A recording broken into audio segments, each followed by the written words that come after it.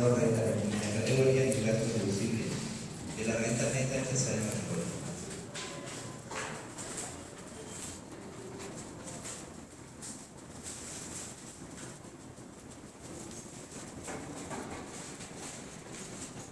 Quienes no están obligados a presentar esta declaración jurada anual del impuesto a la renta son: no están obligados a presentar la declaración jurada de renta los contribuyentes comprendidos en, como se indica en su momento, los que no son del nuevo RUS o son del régimen especial de renta.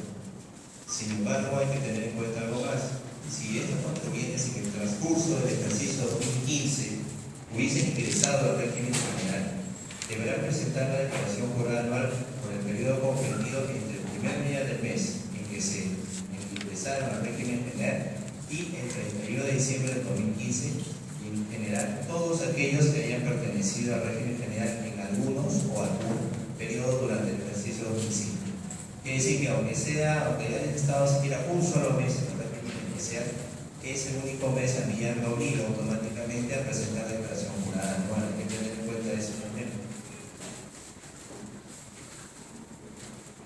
Los medios de declarar, bueno, esta hay unas novedades con lo que es la forma de declarar, con igual sigue siendo de manera virtual. La diferencia es que se ha incluido lo que es el formulario virtual de 702, adicional al PDT 702, que bueno, siempre se puede utilizar en cada año. Tenemos el formulario virtual 702, tercera categoría. Quienes no se encuentran o quienes, digamos, no pueden presentar este formulario virtual son aquellos que están obligados a presentar la balanza de comprobación, gocen de algún beneficio tributario, gocen de estabilidad jurídica y o tributaria, estén obligados a presentar declaración anual informativa y o presentar el estudio técnico de ingresos de transferencia de conformidad con lo previsto en la resolución de superintendencia 167 de 2006 UNAM, los que pertenezcan al sistema financiero, aquellos que hayan presentado el anexo que se refiere al artículo 12 del reglamento del ITAM, aprobado por el Decreto Supremo 025/2005 EF, mediante el cual se ejerce la opción de acreditar los pagos en la cuenta del impuesto contra las cuotas del ITAM. Otros del grupo que no está no puede utilizar este tipo de formularios son los que hayan intervenido como adquirientes según la reorganización de sociedades, los que deduzcan gastos de vehículos automotores asignados a actividades de dirección, representación y administración, de conformidad con lo establecido en el inciso W del artículo 37 de la ley. También aquellos que deduzcan gastos por concepto de donaciones al amparo de lo establecido en el inciso X del artículo 37 de la ley. También aquellos que hayan realizado operaciones grabadas con ITF conforme a lo previsto en el inciso D del artículo 9 de la ley del ITF. Y tampoco pueden utilizar este formulario número 702, formulario virtual, los contratos de colaboración empresarial, empresas que lleven contabilidad independiente de la de una de sus socios o partes contratantes. Estas son las excepciones para este nuevo formulario virtual. De lo contrario, pues van a tener que usar el PDT 702. El formulario virtual 702 contiene información personalizada que se carga de manera automática de corresponder. Algo similar a lo que pasa con el formulario de personas naturales, donde lo que lo descarga ya pueden visualizar en algunos datos que solamente están para ajustarse. La referida información contiene la determinación del saldo a favor del contribuyente, pagos a cuenta de renta, pagos de mitad, retenciones de tercera, compensaciones de mitad. Esta información deberá ser verificada y, de ser el caso, completada o modificada antes de enviar su operación nacional. Bueno, efectivamente, este archivo personalizado no es definitivo. Quienes utilicen este formato antes de enviarlo tienen que revisarlo minuciosamente para ver si toda la información que está cargada es correcta, porque por muchas razones puede que esa información falte completar o tenga algún dato a modificar o agregar o quitar otra vez. ¿Permite modificarse? Perdón, ¿permite modificarse este formulario? Ahora lo que sigo explicando. Este formulario, este es un cuadro resumen de lo que, en qué caso se puede utilizar tanto el PDT 702 como el formulario virtual. Bueno, todo, el PDT 702 y el formulario virtual 702 son netamente para lo que es renta de tercera categoría. Aquí podemos ver que, por ejemplo, el formulario 702, como vimos hace unas 2 diapositivas, está elaborada específicamente para estas personas, este grupo. Significa que va a estar pegado en la computadora del grupo. Sí, bien, como les decía, ¿no? El PDT 702 está más que nada dirigido para empresas del sector minero, hidrocarburos, empresas financieras, aquellos que presentan información como precio de transferencia, los que tienen convenios de estabilidad tributaria, régimen de Amazonía, ley de frontera, perciban ingresos superiores a las 200 UITs. El formulario virtual 702 es para el otro grupo, que no está comprendido dentro de esos rubros que acabamos de ver, el resto de empresas y aquellos cuyos ingresos sean menores a 300 UITs. El formulario 701, bueno, es para lo que es personas naturales. Una aclaración adicional, bueno, no viene al caso, pero de todas maneras se incluye ahí. Estos formularios son para todos los que perciban rentas por montos superiores a 25.000 soles. El tema de balance y comprobación, en el caso de los que presentan el 702, sí, van a tener que incluirlo, van a tener que agregar el balance y comprobación, ya que los que superan las 300 UITs van a estar obligados a presentar esta información. En el caso del formulario 702, como veníamos diciendo, como son para aquellos que perciben menos de 300 UITs, por ende tampoco están obligados a presentar este balance, el balance de comprobación. En el caso del PDT 702, es en PC, bueno, ya todos saben, ¿no? Se descarga el archivo de la página web, se elabora la información, se graba y se envía. En el caso del formulario virtual 702 es directamente a través de la web. No hay que cargar nada, simplemente bajar la información, verificarla, corregirla si es necesario y luego enviarla directamente a través de la web.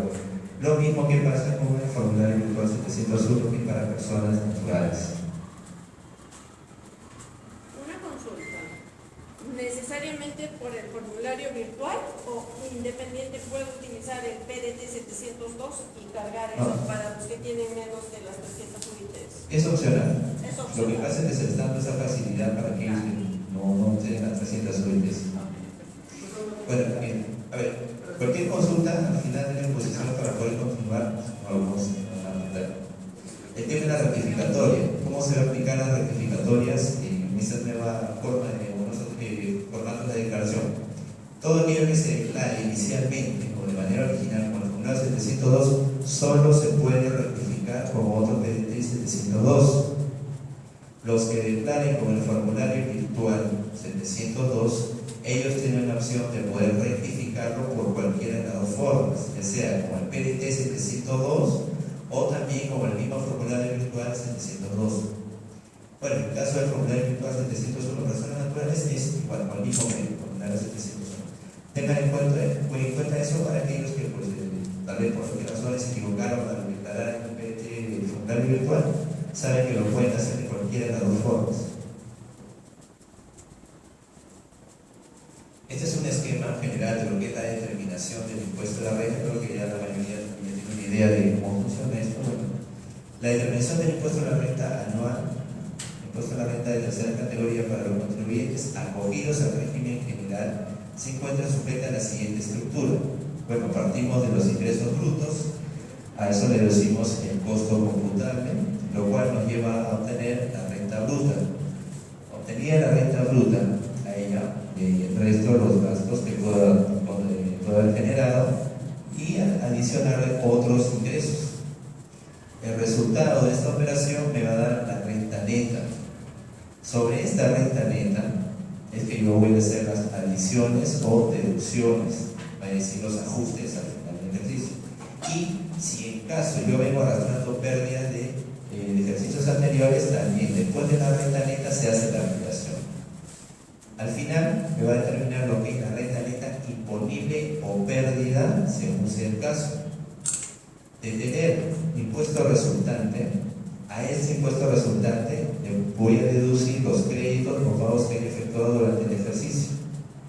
Al final, lo que nos va a quedar es el saldo a favor del fisco, si es que hay impuesto a pagar, o saldo a favor del contribuyente, el cual puede ser ya sea sujeto a devolución si lo desea, o si no lo puede aplicar contra sus pagos a cuenta de los periodos posteriores de la declaración mensual.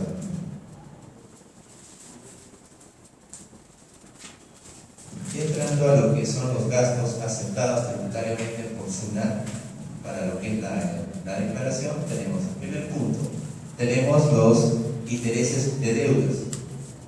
Ese tipo de gastos serán deducibles los intereses de gastos de las deudas y gastos originados por constitución, renovación o cancelación de las mismas siempre que hayan sido contraídas para adquirir bienes o servicios con la obtención o producción de renta grabadas en el país o mantener su fuente productora.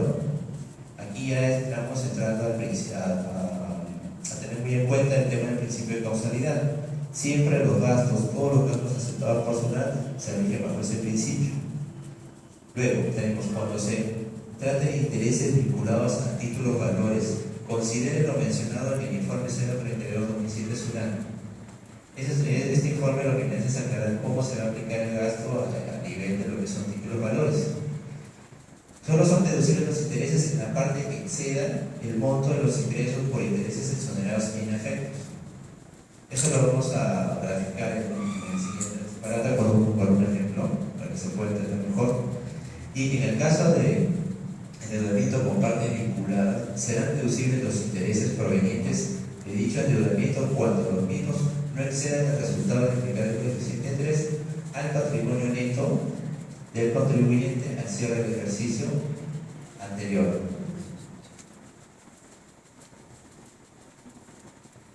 Este es un cuadro donde tenemos dos casos, los cuales queremos dar un ejemplo de cómo se aplica el tema de gastos a nivel de lo que son intereses.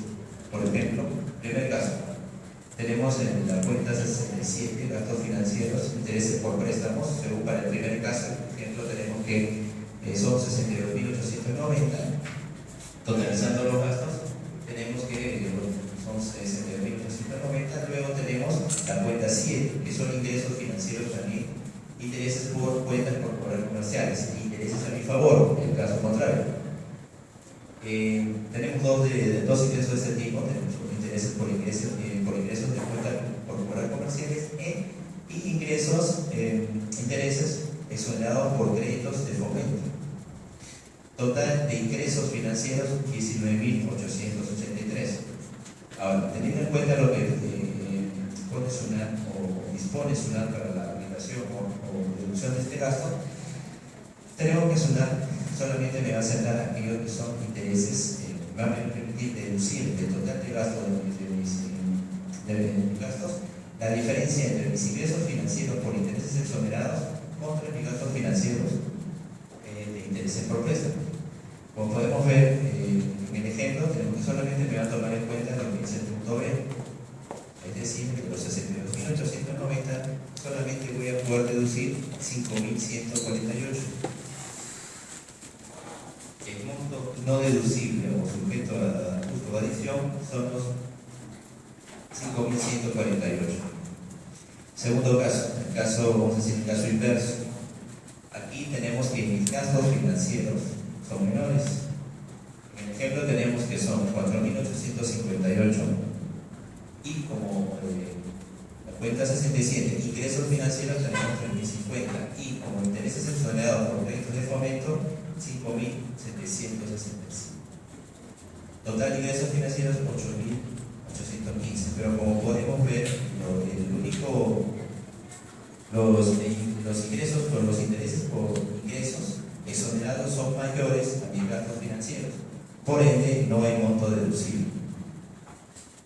Por tanto, los gastos de 4.858 van a tener que ser, no son gastos deducibles para efectos tributarios. Punto 2. Otro tipo de gastos aceptados para lo que es la deducción del impuesto a la renta.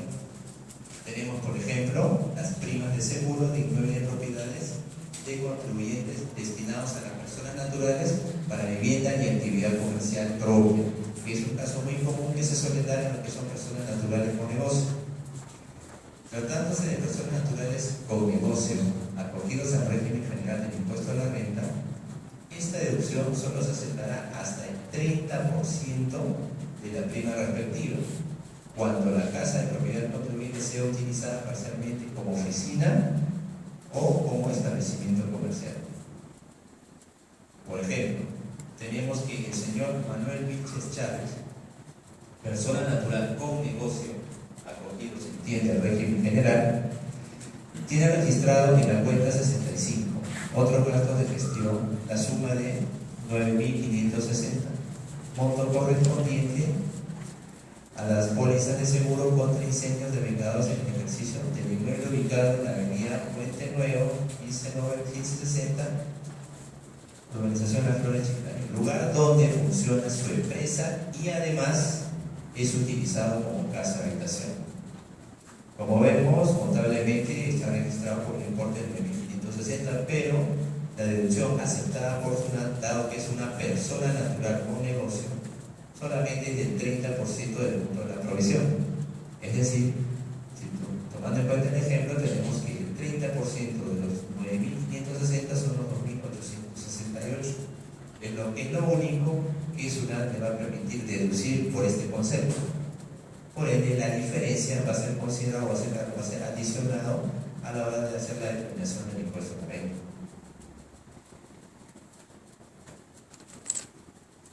Otro gasto, también considerado deducible para efectos tributarios, son los gastos por deudas incobrables y las provisiones equitativas por el mismo concepto, siempre que se determinen las cuentas a las que correspondan. A tener en cuenta lo siguiente: no se reconoce el carácter de deuda incobrable a las deudas contraídas entre sí por partes vinculadas. Otro punto: las deudas afianzadas por empresas del sistema financiero y bancario, garantizadas mediante el derecho de reales de garantía, depósitos dinerarios o compra-venta de reservas de propiedad. También las deudas que hayan sido objeto de renovación o prórroga expresa. Estos tres tipos de provisiones cobrables no son considerados para este efecto. Ahora, para efectuar la provisión por deudas incobrables, deberá considerarse las siguientes reglas. Es decir, por aquello que sí se va a poder aceptar como deuda incobrable, tiene que contener o tiene que cumplir con lo siguiente. Primero, el carácter de la deuda incobrable o no deberá verificarse en el momento en el que se efectúa la provisión contable. Otro punto: para efectuar la provisión por cuentas incobrables se requiere que la deuda se encuentre vencida y se demuestre la existencia de dificultades financieras del deudor que hagan previsible el riesgo de incobrabilidad, que podrán ser acreditadas mediante el análisis periódico de los créditos concedidos o por otros medios, y se demuestre la morosidad del deudor mediante la documentación que evidencie las gestiones de cobro luego del vencimiento de la deuda, o el protesto de los documentos o el inicio de procedimientos judiciales de cobranza, o en todo caso hayan transcurrido más de 12 meses desde la fecha del vencimiento de la obligación sin que ésta haya sido satisfecha. Y, por último, que la provisión al cierre de cada ejercicio figure en el libro de inventarios y balances en forma discriminada. Para poder reducir este gasto por deuda incobrable, hay que tener en cuenta esos puntos. Vale decir que yo, cliente de proveedor de alguna empresa que, hasta la fecha no me pagan, tengo que cumplir con esos requisitos para yo poder utilizar ese gasto como deuda incobrable. Es decir, haber agotado todos los medios posibles para poder cobrar y no obtener respuesta por parte del cliente.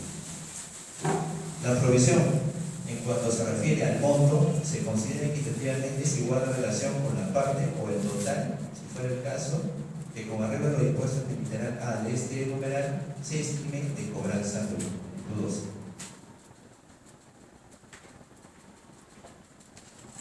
Un ejemplo: tenemos la empresa comercial Manizal que ha realizado provisiones de cobranza dudosa. Las que se encuentran contabilizadas como gasto en la cuenta 68, validación y deterioro de activos y provisiones, subcuenta 684, evaluación de activos, divisional 6841, estimación de cuentas y cobranza dudosa como provisiones del ejercicio grabado. La suma de la provisión asciende a 97.370 de acuerdo al siguiente detalle. Volvemos al ejemplo, tenemos, en el caso de, viendo la primera columna, de operaciones con empresas vinculadas, tenemos que tener en cuenta lo que vimos en ese momento, operaciones comerciales realizadas por la empresa vinculada comercial Alita por un monto de 30.590, provisión contabilizada en la cuenta 68, 30.590. Luego, la segunda columna, operaciones no vinculadas, afianzadas por entidades bancarias, un punto que también vimos en el momento. Venta de la empresa no vinculada comercial Vilches IRL por un monto de 66.780. Provisión contabilizada en la cuenta 68. Respecto de dicho monto, existe una fianza bancaria por la suma de 38.000. ¿Qué vimos hace un momento? Que para poder efectuar ese tipo de provisión por cobranza dudosa hay que tener en cuenta varios puntos. Por ejemplo, que este sistema no se aplica para, o este tipo de deuda no se aplica para empresas vinculadas, como también para aquellas deudas que se encuentran alcanzadas. Por ende, el exceso no garantizado deducible es solamente 28.780 en el caso de operaciones de empresas no vinculadas. Vale decir que de los 97.370 que se provisionan contablemente, se va a tener que adicionar los 30.590 más los 38.000 soles, porque solamente me va a permitir deducir que era el monto de la deuda que estaba no afianzada, que era por 28.780.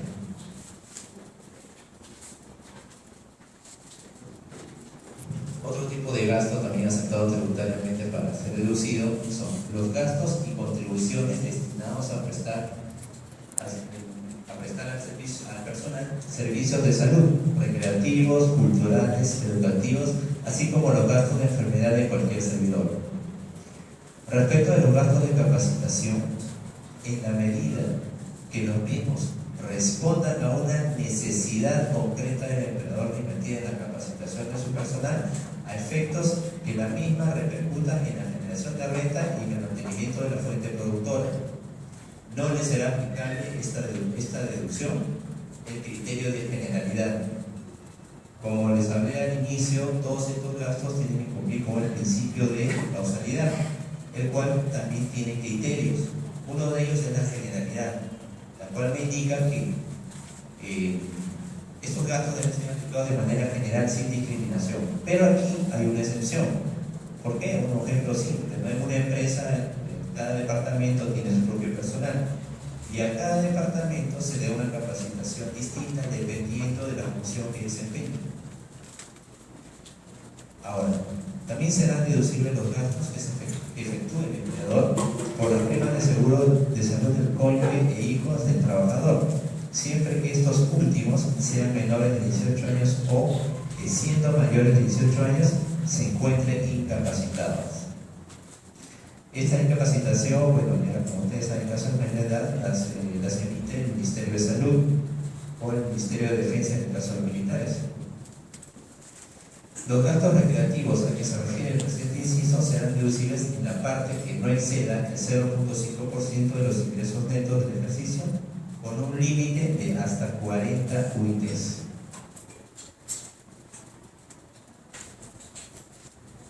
Acá tenemos un ejemplo de lo que estaba mencionando hace un instante en la diapositiva anterior.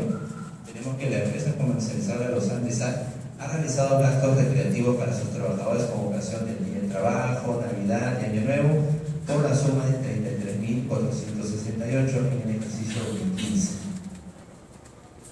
La empresa tiene registrado ingresos netos por 4.768.670. Bueno, vemos el enunciado, total de ingresos en los 4.768.000, los gastos recreativos contabilizados, que son los 33.468, 2468 y vamos a determinar hasta qué punto es deducible de acuerdo a lo que dice la norma. La norma dice que solo puede ser deducido 0.5% de los ingresos netos, es decir, le aplicamos el 0.5%, los 4.778.000 y me arroja 23.843. El tope máximo aceptado es hasta 40 billetes, que equivale a 154.000. Como podemos ver, de acuerdo a los límites que me establece la norma para el gasto en este tipo de operaciones, me dice que solamente puede aplicar el 0.5% a los ingresos netos, que en este caso sale 23.843. Como vimos en el enunciado, la provisión contable por estos gastos fue de 33.468. Por ende, solamente voy a poder aplicar los 23.843. Los 9.625 van a ser adicionados, es decir, que no son deducibles para efectos tributarios.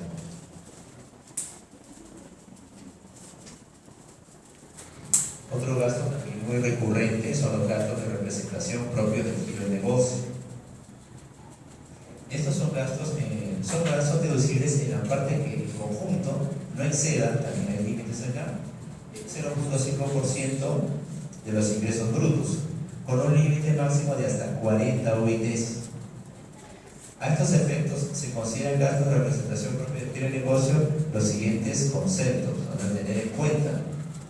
Inclusive la administración estuvo haciendo una campaña para tener muy en cuenta estos los gastos de representación, que son, por ejemplo, que los gastos efectuados por la empresa con objeto de ser representados fuera de las oficinas locales o establecimientos, los gastos destinados a presentar una imagen que le permita mantener o mejorar su posición en el mercado, incluidos los obsequios y agasajos de clientes. Ahora, no se encuentran comprendidos en el concepto de gastos de representación los gastos de viaje y las erogaciones dirigidas a la masa de consumidores reales o potenciales, tales como gastos de propaganda. Para efecto de establecer el límite de deducciones por los gastos de representación propios del giro del negocio, se considerará el ingreso bruto menos las devoluciones, bonificaciones, descuentos y demás conceptos de naturaleza similar que correspondan a la costumbre de la plaza. Aquí tenemos también igual un cuadro, un ejemplo con dos casos, ¿no?, referentes a este tipo de gasto. Por ejemplo, se presentan dos casos de gastos de representación contabilizados por la suma de 192.950, con los datos que se detallan en el siguiente cuadro. Tenemos caso 1.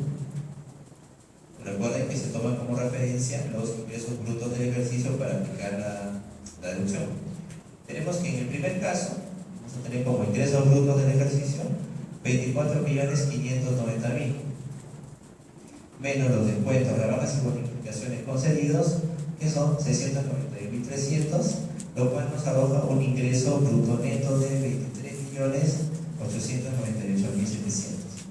A eso le adiciono los ingresos grabados, que son 1.158.200, llevándome al final a obtener un ingreso bruto del ejercicio de 25.056.900. Ahora, según el enunciado, tenemos que los gastos de representación que se afectan a los resultados, tenemos que los gastos efectuados en el importe que resulte menor entre, por ejemplo, como dice el enunciado 192.950, tenemos el caso 1, 0.5% de los ingresos brutos.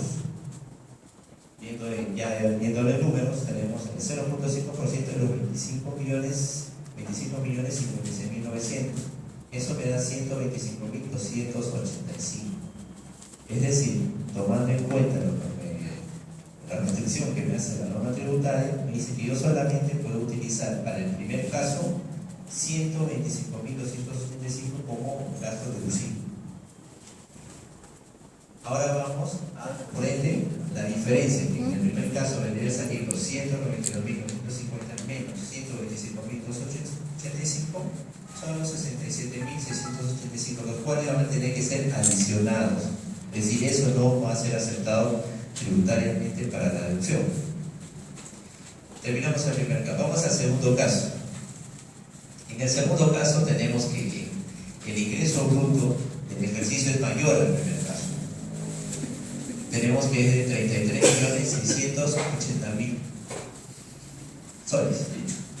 La deducción, bueno, la misma, en el ejercicio anterior, 691.300, lo cual me lleva a determinar un ingreso bruto neto de 32.968.700, más el ingreso, otros ingresos grabados, el mismo ejemplo del anterior, 1.158.200, me lleva a tener un resultado de ingreso bruto del ejercicio de 34.146.900. Ahora, como vimos en el enunciado, la provisión fue de 192.950, y en este caso vamos a aplicar el caso 2, ¿no? En la primera columna. Tenemos el 0.5% de los ingresos brutos, como indica la norma, según el ejemplo, según el caso 2, es 0.5% de 34.146.900, eso me da 170.734. Pero hay que tener en cuenta el límite que me pone SUNAT para este tipo de gasto deducible. Me dice que el límite máximo que yo puedo deducir por este concepto de gasto deducible es hasta 40 UITs. Y viendo el ejemplo, tenemos que las 40 UITs, tomando 40 por 3.850, tomando la UIT del 2015, tenemos que el máximo que va a ser SUNAT es 154.000. Por ende, como podemos ver, la diferencia no va a ser aceptada de manera deducible. No se va a poder aplicar los 170.734, sino el límite que son las 40 UITs para este ejemplo.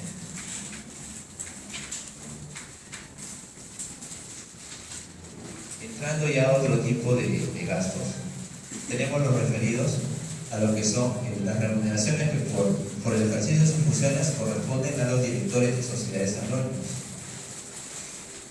Tenemos que las mencionadas remuneraciones son deducibles solo en la parte que en conjunto no exceda el 6% de la utilidad comercial del ejercicio antes del impuesto, de la limitación. Por lo tanto, en la medida que no haya utilidad comercial en el ejercicio, no podrán ser deducidas las remuneraciones del directorio. Otro punto, el importe abonado en exceso constituirá renta grabada para el director que lo perciba, por lo que los directores perceptores de las retribuciones a que se refiere esta deducción las considerarán rentas de la cuarta categoría del ejercicio trabajable en el que se las perciba, computando tanto las que hubieran resultado deducibles para la sociedad como las retribuciones que ésta le hubiera reconocido en exceso. Aclarando ese punto, el exceso de las retribuciones asignadas a los directores de las sociedades que resulte en la aplicación del límite previsto en el inciso M del artículo 37 de la ley no será deducible a efecto de determinación del impuesto que deberá tributar la empresa.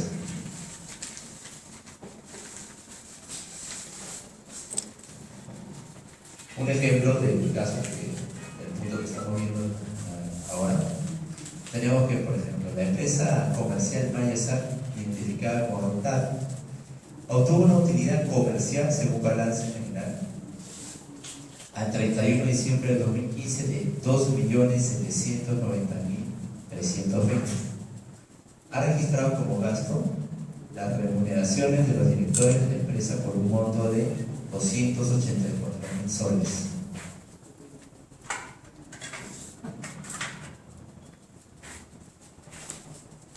Tenemos el enunciado, utilidad comercial del balance, un balance 2.790.320, más las remuneraciones de directores cargadas a los gastos de administración. Tenemos total de la utilidad 3.074.320. Remuneración de directores cargadas a gastos, como menciona el enunciado, es de 284.000 soles. Ahora, deducción aplicable como gasto es solamente el 6% de los 3.074.320 que viene a corresponder a la utilidad contable según balance. que equivale a 184.459. Por ende, el exceso de 99.541 tiene que ser adicionado, ya que no va a ser considerado como gasto por este concepto.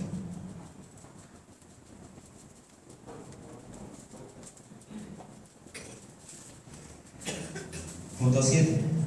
Este tipo de gastos, los gastos de viaje por concepto de transportes y viáticos que sean indispensables, tengan en cuenta ese punto, indispensables de acuerdo con la actividad productora de la renta grabada.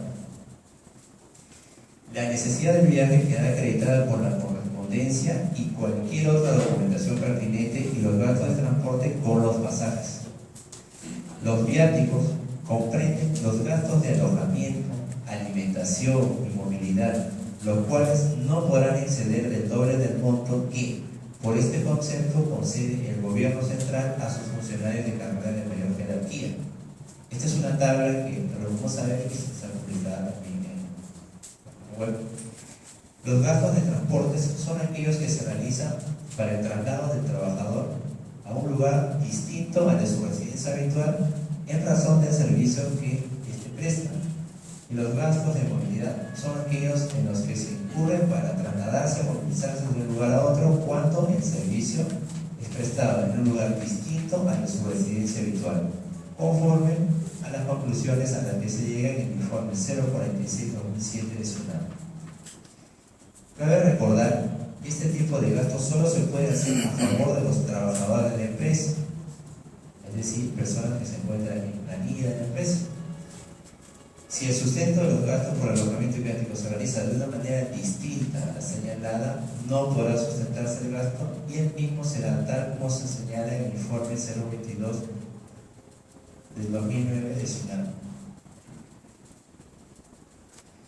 Para el cálculo del límite establecido por ley, que indica que es el doble del monto que concede los funcionarios de carrera del gobierno central, deberá diferenciar entre 1 o A. Viáticos por concepto de viajes realizados al interior del país, Decreto Supremo 007-2007 de Economía y Finanzas. Esta es la base legal en la cual el Ministerio de Economía y Finanzas indica cuál es el tope, pero en este caso los viáticos para los funcionarios del gobierno central.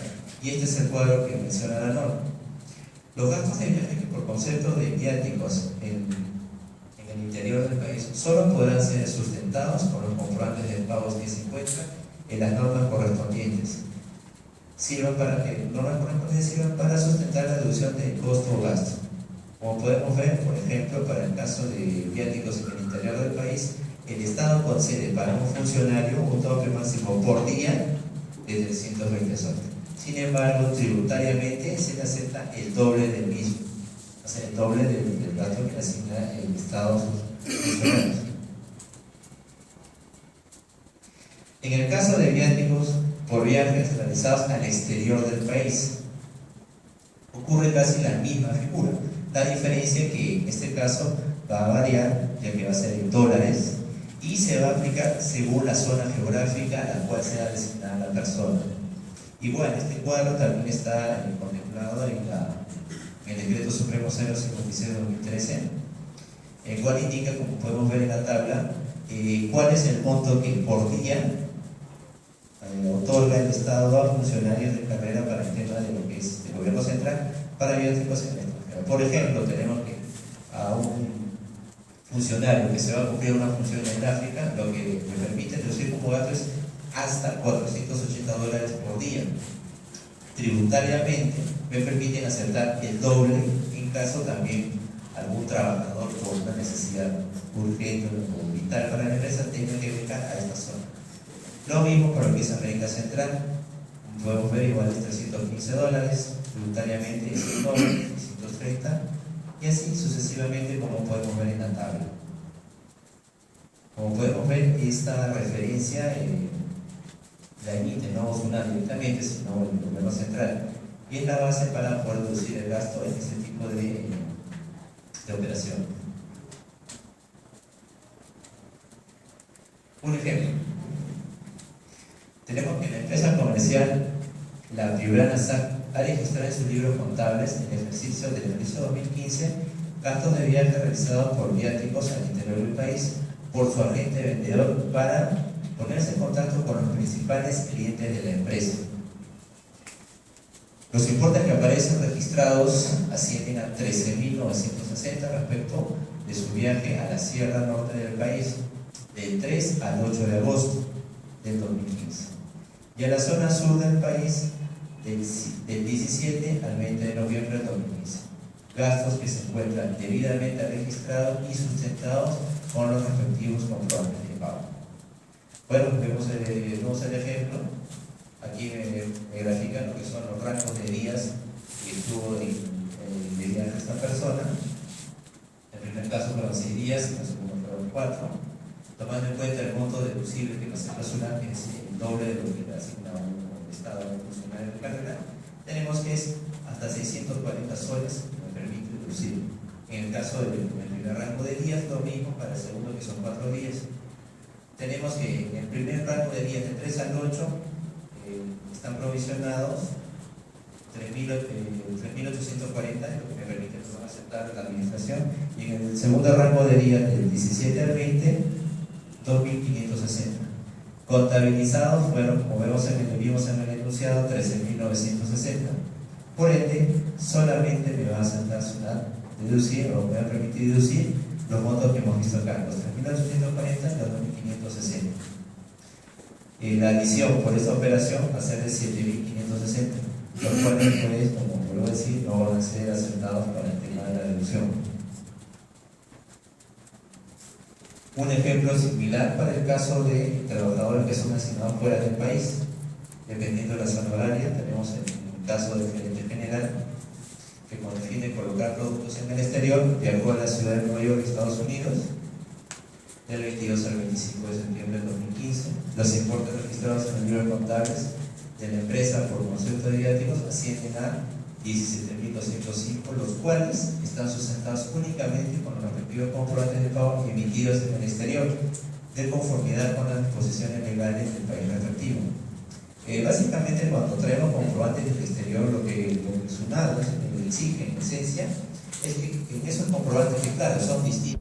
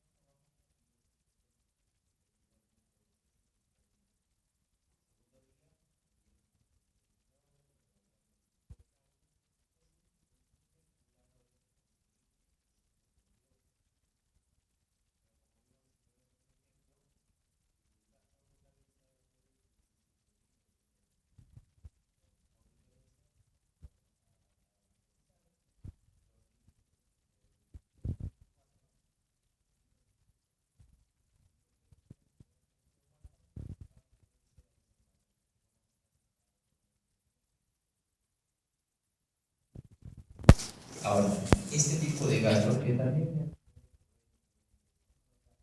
de los trabajadores.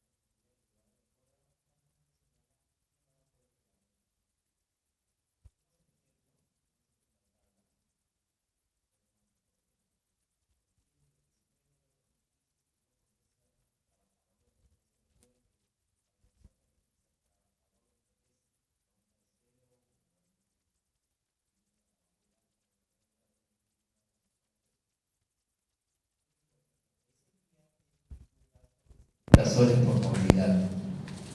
Como vimos, el tope máximo suele ser 4% de la remuneración mínima vital por día y por trabajador, es decir, 30 soles. Por ende, solamente va a poder ser deducible los 30 soles. El exceso de 40 soles, no. El mismo caso pasa para el señor Humberto Ortiz, y como podemos ver, igual él tuvo un gasto por día del día 4 de febrero de 2015 por 55 soles. Igual nos sentimos a lo que dice la norma, que solamente se le va a aceptar el 4% de la remuneración mínima vital, lo cual me indica pues que solamente va a ser aceptado 30 soles.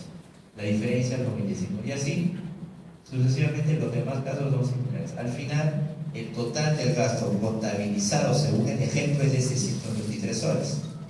Pero como sabemos, solamente solamente va a aceptar lo que le permite por norma. El exceso en este caso es los 285 soles. Como vemos abajo hay un cuadrito que sintetiza el ejemplo que le estoy mencionando, ¿no?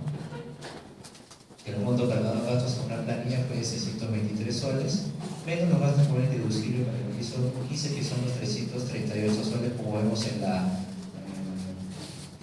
quinta columna. Y la diferencia de los 285 millones, bueno, no van a ser aceptados como gastos para dicho efecto. Bueno, la siguiente parte, los demás gastos deducibles, los va a continuar. No interesa el concepto del gasto, a dónde ir el trabajador, a dónde se ha movilizado, no interesa. Este es un ejemplo referencial. Lo recomendable es que eso que usted menciona también se ponga en la planilla. Continuando con la exposición, mi compañero va a seguir con los gastos deducibles que falta mostrar. Gracias.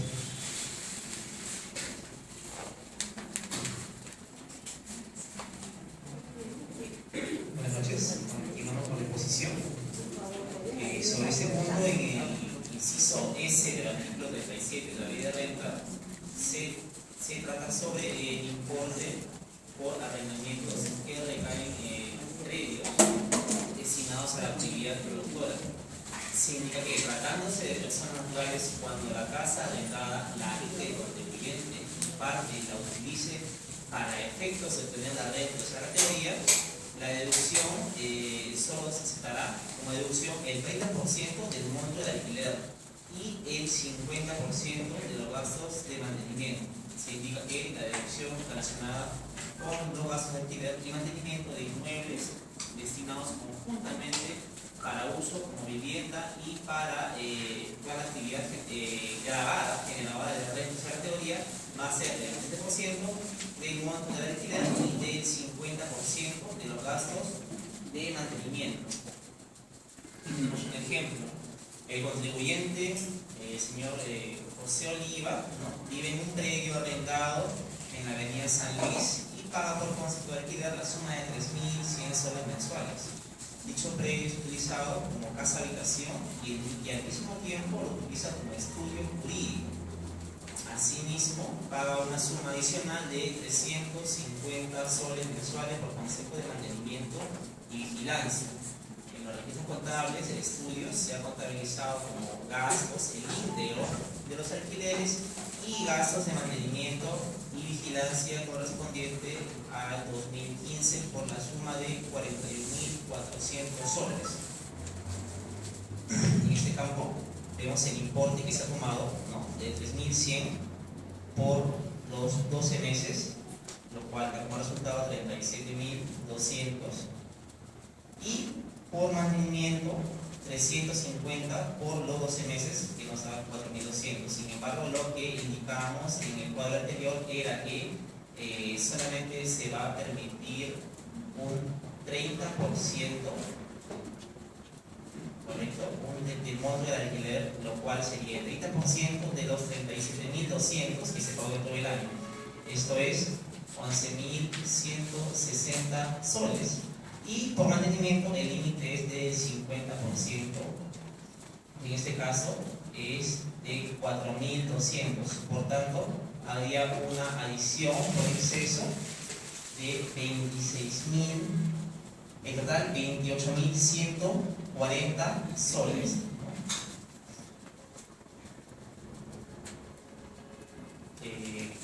este punto 10 tenemos la deducción de gastos o costos sustentados con boletas de venta o tickets.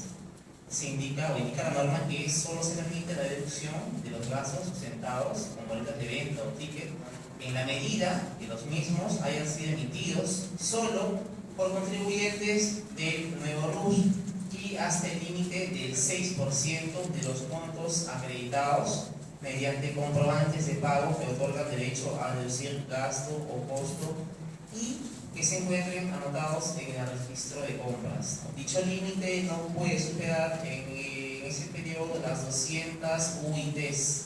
Ahora bien, para el caso de sujetos comprendidos en la Ley de Promoción del Sector Agrario, Ley 2760, podrán deducir como gasto o costo aquellos prestados en boletas de venta o tickets emitidos solo por sujetos del nuevo RUS hasta el límite del 10%.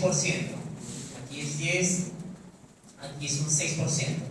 Significa 10% de los montos acreditados mediante comprobantes de pago que otorgan derecho a deducir gasto o costo y que se encuentren anotados en el registro de compras como condición.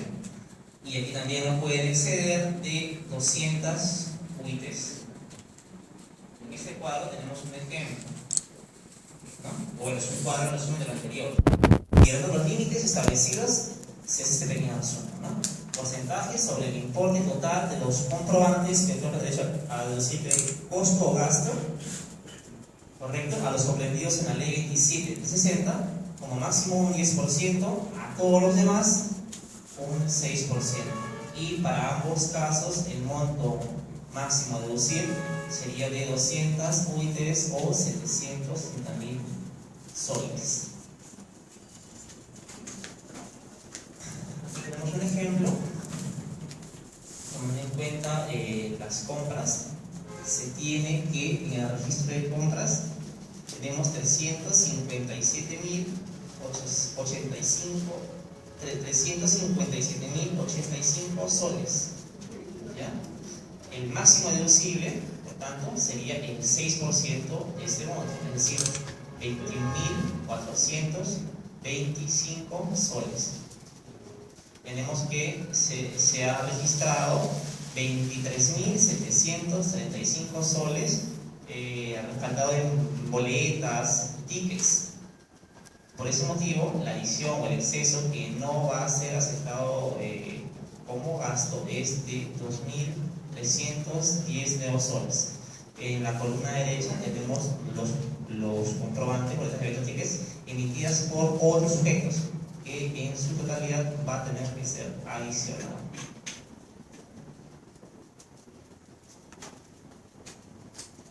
Ahora bien, con relación a la UIT, tenemos aquí el ejemplo, ¿no?, de la empresa Transportes Los Amigos SAC, ¿correcto?, que tiene en su registro de compras 14.508.609 soles. ¿Ya? El máximo deducible en este caso sería el 6%, porque nos da 870.000. Pero tenemos que aquí el límite es de 200 UITs, es decir, 770.000 nuevos soles. La diferencia y el monto que va a tener que ser adicionado por exceso, ¿no?, lo cual no va a ser aceptado como gasto.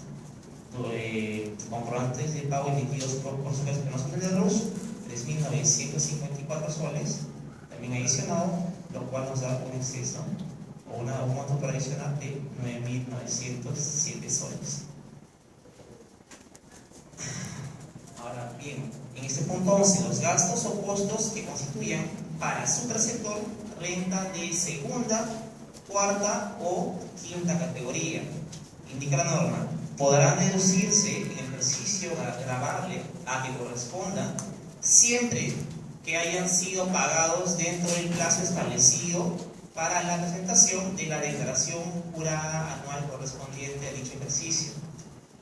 En el caso de la parte de los costos o gastos que constituyan para sus supersectores rentas de cuarta o quinta categoría y que es retenida para efectos de pago de aportes previsionales, podrá deducirse en el ejercicio gravable a que corresponda cuando haya sido pagada al respectivo sistema previsional dentro del plazo señalado. En el caso que dichos gastos no hayan sido deducidos en el ejercicio que correspondan, serán deducibles en el ejercicio en que efectivamente se paguen, aun cuando se encuentren debidamente provisionados en un ejercicio anterior.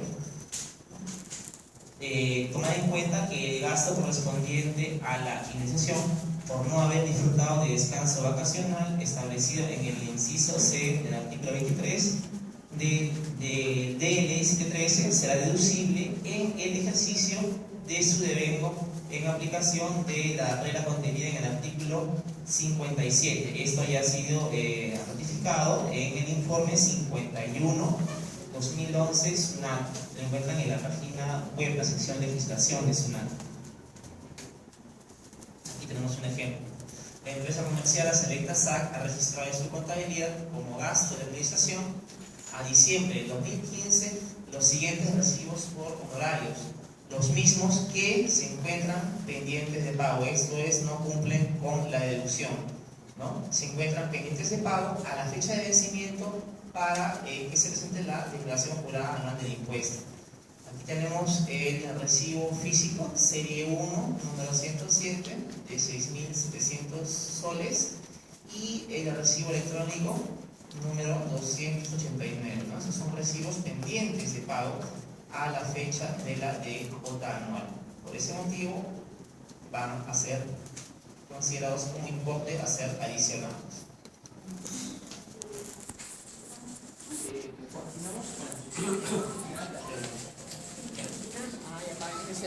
En el punto número 12 tenemos, es un poco amplio, ¿ya? Esto va a hacer referencia a los gastos incurridos en vehículos automotores de las categorías A2, A3, A4, B1.3 y B1.4. Esas categorías las vamos a encontrar en el inciso R del artículo 21 del reglamento, que hace referencia a categorías de vehículos en una cilindrada, ¿no? De 1000 a 1300 centímetros cúbicos, a 1500 y a 2000, en ese orden. La presente deducción se encuentra clasificada, indica la norma, en dos grupos, cada uno con sus respectivas características definibles, ¿no? En la medida que resulten, indica la norma, en la medida que resulten estrictamente indispensables y se apliquen en forma permanente para el desarrollo de las actividades propias del giro del negocio, ¿no? Esto es, desarrollo de actividades propias del giro del